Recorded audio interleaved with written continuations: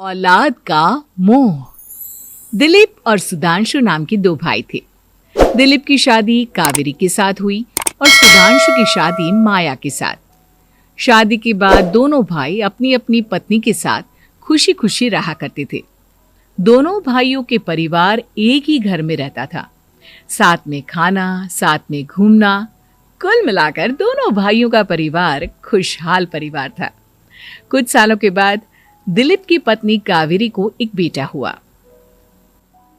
भैया, आज मैं बहुत खुश हूँ। चाचा बन गया हूँ मैं। हाँ भाई साहब, इस बच्चे के घर में आने से तो रौनक आ गई है। मैं सबको बताऊंगी कि मैं तो चाची बन गई हूँ, चाची। तुम दोनों कितने अच्छे हो। हमारे बच्चे के आने से ऐसे खुश हो रहे हो जैसे ये बच्चा तुम्हारा ही हो।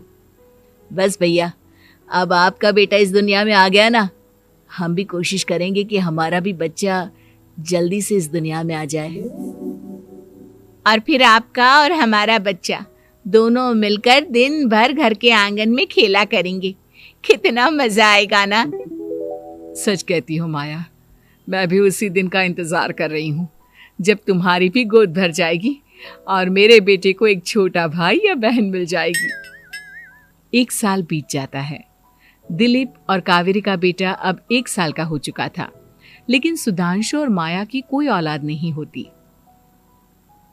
माया, लगता है कि हमारी जिंदगी में बच्चे का सुख ही नहीं है। ऐसा क्यों कहते हैं? दिलीप भाई साहब का बेटा भी तो हमारा ही बेटा है ना। तुम्हारी बात बिल्कुल ठीक है माया, लेकिन फिर भी हमारा खुद का एक बच्चा होता तो कितना अच्छा होता। हाँ, कावेरी भाभी भी हमेशा कहती हैं उन्हें अपने बेटे के लिए एक छोटा भाई या बहन चाहिए। लेकिन देखिए ना, हमारी तो किस्मत ही कितनी खराब है। हमारे तो सारे ट्रीटमेंट भी फेल हो चुके हैं। डॉक्टर ने भी साफ साफ कह दिया है कि तुम कभी माँ नहीं बन सकती। वही तो सुधांशु, बहुत बुरी किस्मत है हमारी। लेकिन माया, हम अपनी किस्मत को इतना क्यों कोस रहे हैं? हम दिलीप भाई साहब के बेटे को अपने बेटे की तरह ही प्यार कर सकते हैं ना।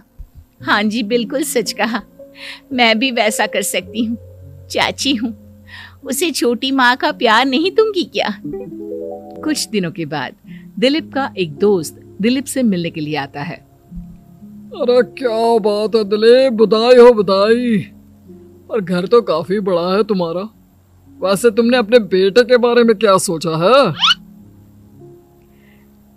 भैया, और क्या सोचेंगे, बस उसे पढ़ा लिखा कर अफसर बनाएंगे, उसकी पढ़ाई पर खर्च करेंगे। अरे भाभी, आपकी तो इतनी सारी प्रॉपर्टी है, आपको किस बात की चिंता? ले देकर एक बेटा ही तो है। अरे नहीं दोस्त, तुम गलत समझ रहे हो। इस घर में मैं और मेरा छोटा भाई दोनों रहते हैं। इस घर का आधा हिस्सा मेरे छोटे भाई का है। अच्छा, कितने बच्चे हैं तुम्हारे छोटे भाई के? भैया, उनके साथ ना कुछ प्रॉब्लम है। मेरी देवरानी कभी माँ नहीं बन सकती। अरे फिर किस बात की चिंता? अरे मैं तो कहता हूँ अपने बेटे के भविष्य के बारे में सोचिए ही मत। बस ये घर उसके नाम करवा दीजिए। देखिए, आपके भाई का भी कोई बच्चा नहीं है तो सब कुछ आपके बेटे को ही मिलना चाहिए। लेकिन ऐसा करना क्या सही होगा? अगर उनका बच्चा नहीं है तो क्या हुआ? ये घर आधा उनका है, उनकी जो मर्जी है वो करें। अरे कैसी बात करते हो? उनकी कोई औलाद नहीं है, वो क्या करेंगे प्रॉपर्टी अपने नाम रखकर? हाँ, वैसे भाई साहब, आपकी बात तो बिल्कुल सही है। अब जो कुछ भी है वो हमारे बेटे का ही तो है। आखिर वही तो इस घर के वंश को आगे बढ़ाएगा। मैं कल ही देवर जी से बात करती हूँ। अगले दिन सुधांशु और माया, इधर आओ। तुम दोनों से एक बहुत जरूरी बात करनी है मुझे। बताइए ना भाभी, क्या बात है? आपको कहीं जाना है तो आप अपने बेटे को मेरे पास छोड़कर जाइए। मैं ही पूरा दिन रख लूंगी उसे। अरे नहीं माया, वो तो मुझे पता है। मैं किसी और चीज के बारे में बात करना चाहती हूँ। बताइए ना भाभी, क्या बात है? देखिए देवर जी, आपका कोई बच्चा है नहीं, लेकिन मैं जानती हूँ कि आप हमारे बेटे को अपने बेटे की तरह ही प्यार करते हैं। भाभी, बेटी की तरह नहीं, वो हमारा ही बेटा है। मेरे लिए तो वो मेरा ही बच्चा है। वही तो। तो फिर क्यों ना ये सारी प्रॉपर्टी हम मेरे बेटे के नाम करवा दे, क्योंकि तुम्हारा हो या मेरा, हम सबका एक ही तो है बेटा। लेकिन भाभी अभी तो वो सिर्फ 1 साल का है, अभी से प्रॉपर्टी उसके नाम करवाने का क्या मतलब है? देखिए देवर जी, जो काम जितना जल्दी हो जाए ना उतना अच्छा। आने वाले वक्त का क्या भरोसा। भाभी भरोसा क्यों नहीं, हम तो हमेशा आपके बेटे को माँ बाप की तरह ही प्यार करेंगे। हाँ, लेकिन फिर भी मैं चाहती हूँ कि ये सारी प्रॉपर्टी मेरे बेटे के नाम हो जाए। अब मुझे नहीं लगता तुम दोनों को इसमें कोई भी परेशानी होगी, है ना? भाभी वैसे तो आप जो कह रही हैं वो बहुत जल्दबाजी है, लेकिन फिर भी अगर आपको ऐसा लगता है तो ठीक है, कल ही प्रॉपर्टी के पेपर बनवा लीजिए, मैं और माया उस पर साइन कर देंगे। इस तरह से अगले दिन प्रॉपर्टी के पेपर बनवाकर सारी प्रॉपर्टी दिलीप और कावेरी के बेटे के नाम पर करवा दी जाती है। कुछ दिनों के बाद सुधांशु, सुबह सुबह ये कौन लोग आ गए हैं तुम्हारे घर पर? भैया वो ऊपर वाला कमरा खाली पड़ा था ना, सोच रहा था किराएदार रख देता हूँ। लेकिन किराएदार रखने से पहले आपने हमसे पूछा भी नहीं। भाभी इसमें आपसे पूछने वाली क्या बात थी, हमें एक ही कमरे की जरूरत थी, इसलिए सोचा दूसरा कमरा किराया पर दे देते हैं, कुछ इनकम हो जाएगी। अरे माया, ये सारी प्रॉपर्टी अब मेरे बेटे के नाम पर है और यहाँ पर जो कुछ भी होगा उसके लिए तुम्हें मेरी या दिलीप की परमिशन तो लेनी पड़ेगी ना। हाँ सुधांशु, तुम्हारी भाभी ठीक ही तो कह रही है। अब देखो, तुमने खुद अपने हाथों से ये प्रॉपर्टी हमारे बेटे के नाम की है, वह अभी बहुत छोटा है, तो इस घर से रिलेटेड सारे फैसले तुम्हें हमसे पूछ कर लेने चाहिए। भाभी हमें तो लगा था कि आप हम लोगों से बहुत प्यार करती हैं, लेकिन आप तो हमारे साथ भेदभाव करने लगी। अरे, इसमें भेदभाव करने वाली क्या बात है? और मैंने कौन सा तुमसे कुछ गलत मांग लिया? अरे ले देकर मेरा बेटा इकलौता इस पूरे वंश का वारिस है, सब कुछ उसके नाम है। तुम्हें इस बात से जलन क्यों हो रही है? भाभी माया को जलन नहीं हो रही, वो तो बस ऐसे ही कह रही थी। सब जानती हूँ मैं, इसकी खुद की तो कोई औलाद पैदा नहीं हुई, बस इसीलिए जब देखो तब मेरे बेटे पर बुरी नजर डालती रहती है। देखो माया, कावेरी तुमसे बड़ी है, वो जैसा कहती है वैसा करो। और वैसे भी इस घर पर अब तुम लोगों का कोई अधिकार नहीं है, वो तो हम लोगों की भलाई समझो जो तुम्हें अभी तक यहाँ रहने दिया है। भैया आप इतने कैसे बदल गए? इस प्रॉपर्टी ने आपके दिल से हमारे लिए प्यार पूरी तरह खत्म कर दिया है क्या? इसी तरह वक्त बीतता जाता है और देखते देखते दिलीप और कावेरी का बेटा प्रणव 25 साल का हो जाता है और उसकी नौकरी लग जाती है। पापा, आज मेरा अपॉइंटमेंट लेटर आ गया है, मैंने सिंगापुर में जॉब ज्वाइन कर ली है। लेकिन प्रणव, विदेश में नौकरी करने जाने से पहले तुम्हें कम से कम अपने मम्मी पापा से एक बार पूछना चाहिए था ना।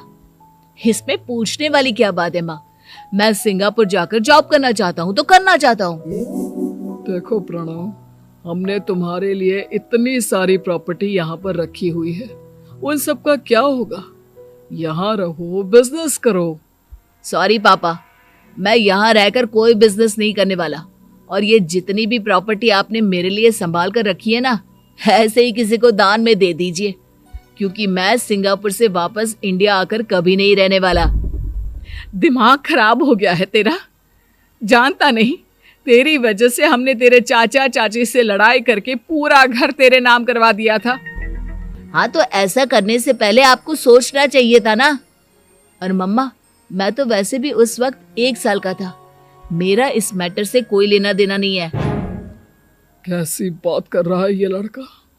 अरे तेरी वजह से अपने छोटे भाई से दुश्मनी लेकर बैठा हूं मैंने तो उसे घर से भी निकाल दिया। जानता नहीं तू, बाजू वाले घर में एक छोटा सा कमरा किराए पर लेकर रहते हैं तेरे चाचा चाची, और ये सब मैंने तेरे लिए किया। देखिए पापा, आपने जो कुछ भी किया अपने लिए किया। मैंने आपसे कब कहा था कि मुझे ये प्रॉपर्टी और घर चाहिए? और वैसे भी अपने भाई के साथ इस तरह का बिहेव करके आपने कोई अच्छा काम तो किया नहीं। तू सही कह रहा है बेटा, हमने तेरे चक्कर में अपने छोटे भाई जैसे देवर और बहन जैसी देवरानी को इस घर से निकाल दिया। बहुत बड़ी गलती हो गई मुझसे। ठीक है मॉम, तो अब आप अपनी गलती सुधारो, लेकिन मुझे तो फॉरेन जाना है, मैं वहीं जाऊंगा। अब आगे क्या करना है ये आपका डिसीजन है। और प्रणव सिंगापुर जॉब करने के लिए चला जाता है। कुछ दिनों के बाद जब दिलीप और कावेरी को अपनी गलती का एहसास होता है तो वो सुधांशु के घर पहुंचती है। सुधांशु, माया, हमें माफ कर दो, हमसे बहुत बड़ी गलती हो गई। क्या हुआ भाभी? आज इतने सालों के बाद आप हम गरीब लोगों के घर क्या करने आई हैं? भाभी, हमने तो खुशी खुशी अपने भतीजे को सब कुछ दे दिया, अब हमारे पास कुछ भी नहीं बचा है। भाई मुझसे बहुत बड़ी गलती हो गई। जो तेरे जैसे भाई को मैंने प्रॉपर्टी के चक्कर में घर से निकाला और जिसके लिए मैंने ये सब कुछ किया वो खुद ही विदेश चला गया। भैया भाभी, जिस बेटे के लिए आपने हम लोगों को इतनी तकलीफ दी, आपस के प्यार को बिगाड़ा, जब वही आपसे दूर चला गया तो आपको इस बात का एहसास हुआ। लेकिन माफ कीजिए, अब हम आपके साथ रहने के लिए उस घर में नहीं आ सकते। नहीं नहीं माया, ऐसा मत कहो, मुझसे बहुत बड़ी गलती हो गई। प्लीज वापस चलो, मैं वो घर फिर से तुम्हारे नाम कर देती हूँ। भाभी, मैं उस घर का क्या करूंगी? किसके लिए? मेरा कोई बच्चा नहीं। मैं तो बस जिंदगी भर आप लोगों के साथ प्यार से रहना चाहती थी, प्रणव को अपने बेटे की तरह प्यार करना चाहती थी, लेकिन आपने मुझसे वो अधिकार छीन लिया। भाभी और भैया, एक सवाल पूछना चाहता हूँ आप लोगों से। जो बच्चा कुछ ही दिन पहले दुनिया में आया हो, जिस बच्चे के भविष्य का आपको पता ही ना हो, उसके लिए अपने पुराने रिश्तों को तोड़ देना, अपने सगे रिश्तेदारों से दुश्मनी मोल लेना, उनके साथ झगड़ा करना, उनकी बेइज्जती करना, क्या ये सही है? कम से कम हमें सही वक्त का इंतजार तो करना चाहिए ना। सिर्फ प्रॉपर्टी के लिए अपने सगे भाई को घर से निकाल दिया, वो भी अपने 1 साल के बेटे के लिए। क्या ये वाकई में सही था? जवाब दीजिए मेरी बात का।